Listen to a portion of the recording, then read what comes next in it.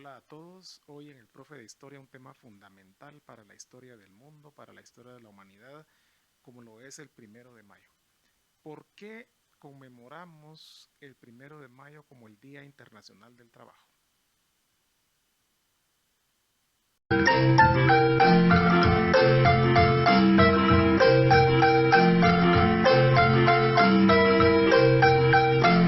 La historia del 1 de Mayo de 1886 tiene una larga tradición, hay que rastrearla a lo largo de la historia porque no es solo lo que pasó ese 1 de Mayo de 1886 en Chicago lo que dio motivo a esta conmemoración histórica de la celebración relacionada con el Día Internacional del Trabajo.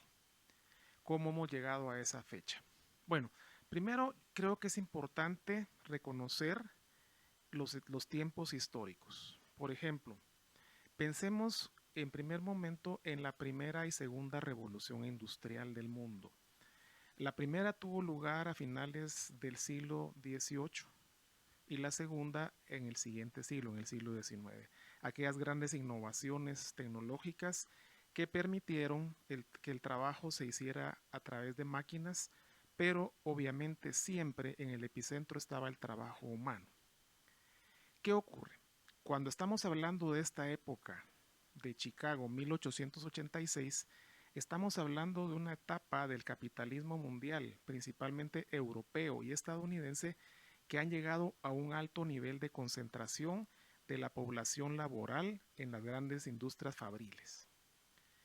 Es así como para esa época Europa, Inglaterra, por ejemplo, los grandes centros industriales de ese país, igual que en los Estados Unidos, el este estadounidense, etcétera, tienen fábricas enormes que concentran a gran población. Pero, ¿qué está pasando desde principios del siglo XX, del siglo XIX en los Estados Unidos, por ejemplo? Algo muy interesante. Las condiciones de vida laboral de la población, de la población de trabajadores de los Estados Unidos en estas fábricas es terrible. Trabajan en promedio 18 horas al día.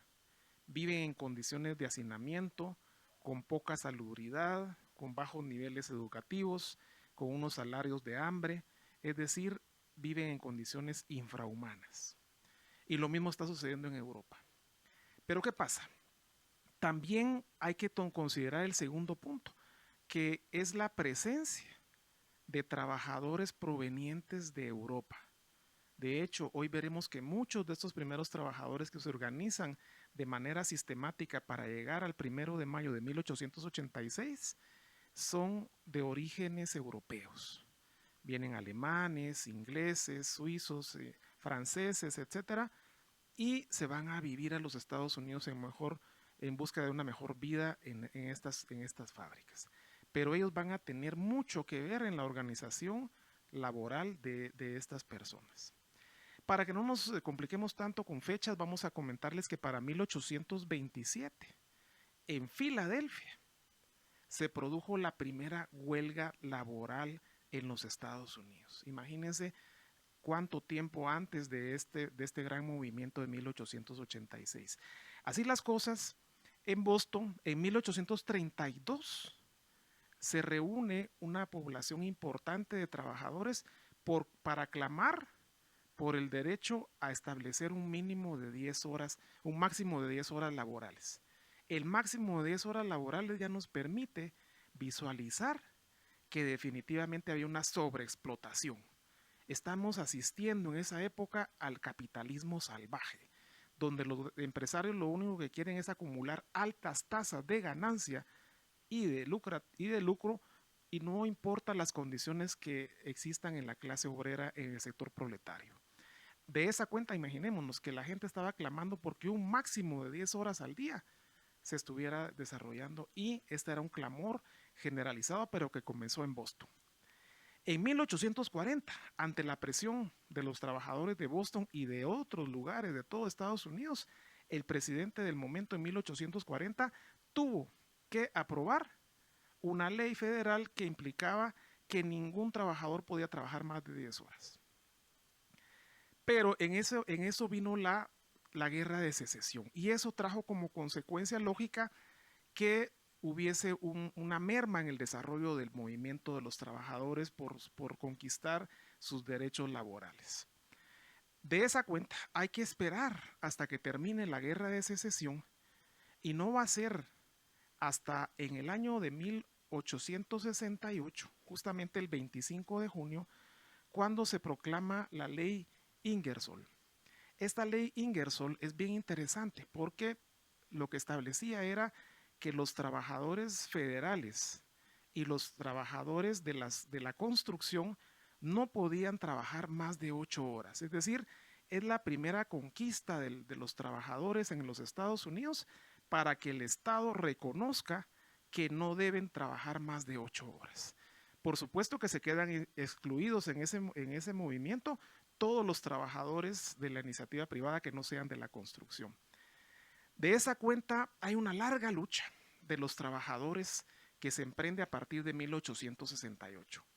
Los trabajadores industriales, fabriles, piensan que es el momento oportuno para hacer valer sus derechos y hacer que esas 8 horas se conviertan en su gran lema, en su gran discurso, en su gran consigna, conquistar las 8 horas máximo de trabajo por día. Y es así como en el año de 1871, en la ciudad de Nueva York, se empieza un movimiento sindical muy fuerte que está reclamando ya esas 8 horas. En 1877, el sector ferroviario, que para ese momento era muy fuerte en los Estados Unidos, cuánta gente no trabajaba en el sector ferroviario, comienza una huelga general. Y esto ya es el preámbulo de lo que se va a venir después. Justamente en 1881, apenas 4 años después de esta huelga ferroviaria, se fundó la AFL, que en español sería la Federación Nacional de Trabajadores de los Estados Unidos, que está englobando al movimiento sindical, al movimiento de trabajadores de los Estados Unidos. Todos ellos, este movimiento de la AFL va teniendo sus congresos, ¿verdad? En el 77, por supuesto, había sido lo de los ferrocarriles. Ellos se reúnen en el 81, 82, 83 y 1884. En este congreso, ellos proclaman lo siguiente. Dicen que van a hacer valer el derecho de que se reconozca por parte de todos los empresarios del país como la fecha cumbre para que se acepte que lo máximo que se puede trabajar en las fábricas es de 8 horas al día y esa fecha cumbre va a ser el 1 de mayo de 1886. Eso lo plantean en el 1884. Es decir, dan el sobreaviso de qué es lo que están haciendo. Básicamente, ¿qué estamos diciendo con ello? Que el movimiento obrero, el movimiento de los proletarios estadounidenses está consolidándose porque están planteando sus grandes demandas. ¿Por qué lo decimos? Porque el sector empresarial definitivamente no compartía, no quería ceder, decían que darles menos horas de trabajo era fomentar la holgazanería, que no era algo para un pueblo patriótico como era el Estados Unidos y que eso iba a incidir negativamente incluso en el mismo obrero. Por lo tanto, la lucha de los obreros estadounidenses está planteada directamente. No aceptar que se trabaje en esas condiciones de vida tan paupérrimas en las que ellos vivían. De esa cuenta, se llega el 1 de mayo de 1886. Más de 5,000 huelgas estallan en todo el país y se involucra a casi 350,000 trabajadores que ponen en vilo a la sociedad estadounidense. Ese día todas las centrales sindicales se organizan y hacen ese llamado a la huelga general. Obviamente lo que sucede en Chicago es como el culmen de este movimiento. ¿Por qué? Porque en Chicago, pero al igual en otras grandes ciudades estadounidenses, estalla esa huelga por el movimiento del derecho de los trabajadores.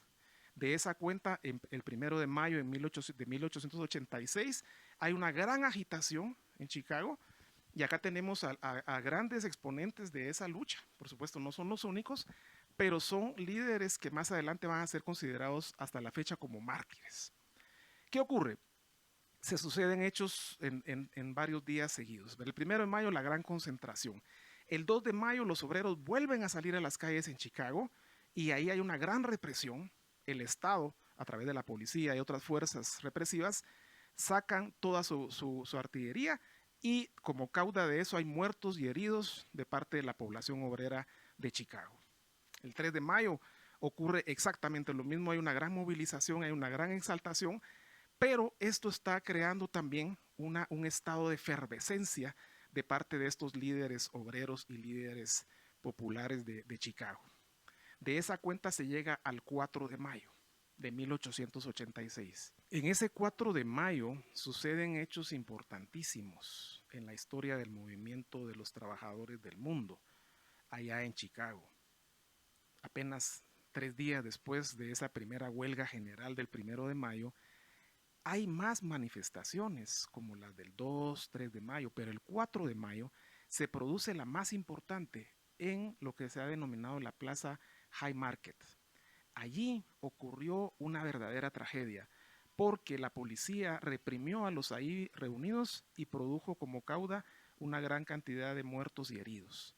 Pero lo más importante es que alguien detonó una bomba y en esa bomba murieron algunos policías. La policía, ya rabiosa por lo que estaba ocurriendo, desencadenó todo un movimiento represivo, capturó a los supuestos líderes del movimiento y los quiso llevar a juicio. Bien, entonces, ¿qué ocurre con este juicio del 21 de junio de 1886? Fue un juicio totalmente amañado, donde los procesados no tuvieron derecho a defenderse, donde se les acusó sin ningún fundamento, sin ninguna prueba material, de que habían sido los culpables del detonamiento de esa bomba. Ojo con eso, no se les estaba acusando de haber hecho esas manifestaciones de principios de mayo. ¿Por qué? Porque todas las manifestaciones fueron pacíficas por parte de los manifestantes. Otra cosa fue que las fuerzas policíacas utilizaran la violencia, reprimieran con balas y que como causa de eso hubiera muertos y heridos. Sin embargo, se les llevó a juicio a todos estos y es interesante analizar un poquito sus condiciones, cómo estaban viviendo en Estados Unidos y qué representaban. Estos individuos venían de diferentes orígenes, como mencionábamos anteriormente. Por ejemplo, George Engel era un tipógrafo alemán de 50 años. Adolf Fischer, un periodista de 30 años, también de origen alemán. Samuel Findel era un obrero textil de 39 años que provenía de Inglaterra. Albert Parson era estadounidense, era periodista, tenía 39 años. Louis Link, carpintero de 22 años, de origen alemán. Michael Schwab, tipógrafo de 33 años, también alemán. August Spies, periodista de 31 años, también de origen alemán. Y Oscar Neve era un vendedor de 36 años, de origen estadounidense. Pues se le lleva a juicio, totalmente amañado como decíamos. Y vean lo que ocurre. En ese juicio amañado, Samuel Fielden, Michael Schwab y Oscar Neve van a ser condenados a cadena perpetua. Pero, muy importante, Georg Engel, Adolf Fischer, Albert Parsons, Louis Link, August Spies van a ser condenados a la horca, a la pena capital. Y a partir de entonces sabemos lo que ocurre, ¿verdad? 3 son llevados a la cadena perpetua y 5 a la pena capital. 3 años después de los hechos que hemos narrado, ocurre un evento muy importante. En el mes de julio de 1889, en la ciudad de París, en Francia, se reunió la Segunda Internacional. La Segunda Internacional fue esa reunión de los partidos de los trabajadores de todo el mundo. Allí se decidió que a partir de entonces, el 1 de mayo de cada año iba a ser recordado y rememorado como el Día Internacional del Trabajo. ¿Qué es lo que lograron estos individuos que se reunieron para discutir el tema de la Segunda Internacional? Que se conmemorara como hasta la fecha cada año ese 1 de mayo. Lo que se estaba diciendo y planteando básicamente es esto. Se va a recordar ese gran movimiento de los trabajadores de los Estados Unidos que luchaban por la jornada laboral de 8 horas y que tuvo su auge y epicentro el 1 de mayo en la ciudad de Chicago. y al mismo tiempo se iba a conmemorar a quienes meses después fueron mandados a juicio y es a quienes se les conoce con el nombre de los mártires de Chicago. De esa cuenta, cada año que se conmemora esta fecha no es simplemente un descanso, un día para pasarla tranquilos, no, es un día para conmemorar que las luchas reivindicativas de los trabajadores a nivel mundial siempre han sido unas luchas complejas, muy complicadas, siempre han sido unas luchas decididas para lograr objetivos como el mínimo derecho, el caso este de las 8 horas, y que después se va a incorporar en la legislación de los países.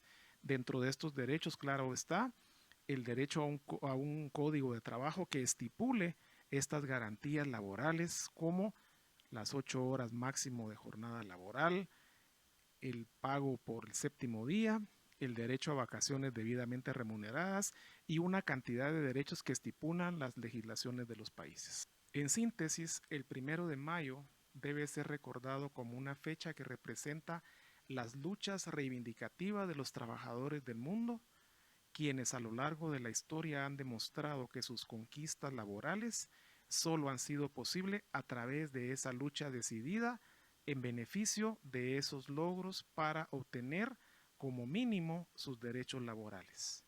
Muchas gracias.